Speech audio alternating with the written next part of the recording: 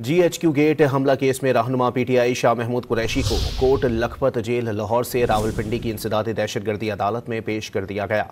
सहाफ़ियों से गैर रस्मी गुफ्तगू में शाह महमूद कुरैशी ने वाज़े किया कि वो जहां खड़े थे वहीं खड़े हैं, वो बानी के साथ थे और रहेंगे। उन्होंने 24 नवंबर को बानी के कॉल पर आवाम से बाहर निकलने की अपील भी की है।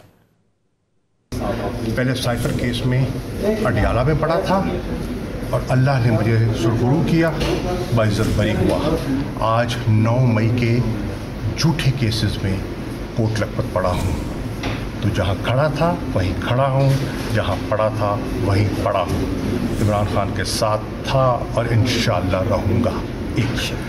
24 तारीख को इमरान खान ने पूरी कौम को, वकला को, यूथ को, पार्टी को, लीडर्स को, वर्कर्स को दावत दी है इजहार यकजहती के लिए और अपने हकूक़ की आवाज़ बुलंद करने के लिए।